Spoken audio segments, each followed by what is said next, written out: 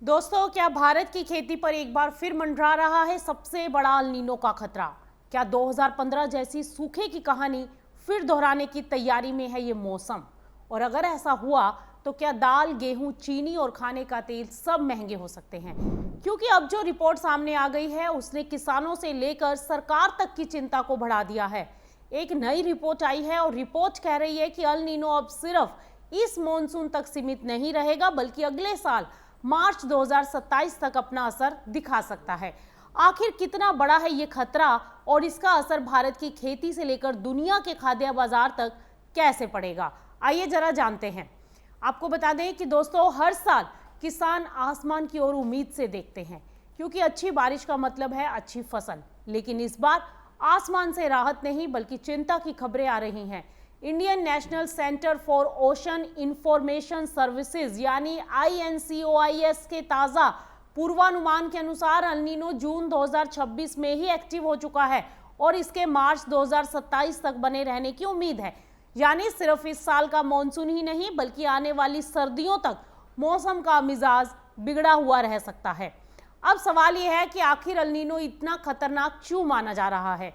दरअसल इस समय जब प्रशांत महासागर का तापमान सामान्य से ज्यादा बढ़ जाता है तो उसका असर पूरी दुनिया के मौसम पर पड़ता है और भारत में इसका सबसे बड़ा असर मॉनसून पर दिखाई देता है।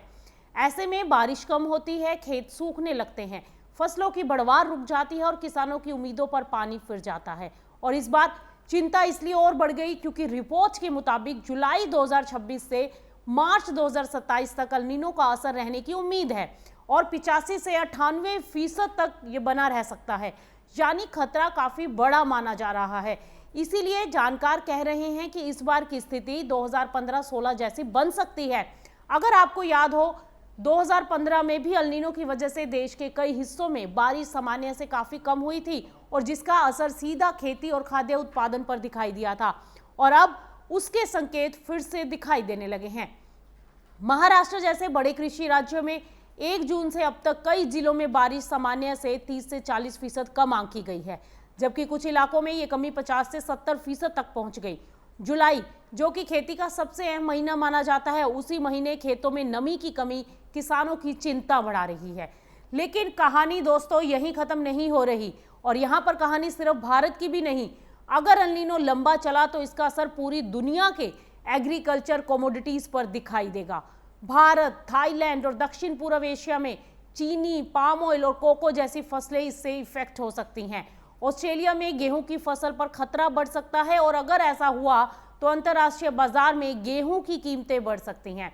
हालांकि ब्राजील और अर्जेंटीना में ज्यादा बारिश होने से वहां पर सोयाबीन और मक्का की अच्छी पैदावार की उम्मीदें हैं, जिससे उनकी कीमतों पर कुछ दबाव बना रह सकता है। और उधर दुनिया के कृषि बाजारों में एक तरफ संकट तो दूसरी तरफ अवसर भी बन सकते हैं। तो सवाल सिर्फ इतना नहीं है कि बारिश होगी या नहीं, सवाल यह है कि क्या अल नीनो आने वाले महीनों में किसानों की मेहनत, आम आदमी की रसोई और देश की खाद्य सुरक्षा तीनों की परीक्षा लेने वाला है। अब सबकी नजर आने वाले हफ्तों की बारिश पर होगी, क्योंकि यही तय करेगी कि इस साल खेतों में हरियाली होगी या फिर सूखे की चिंता।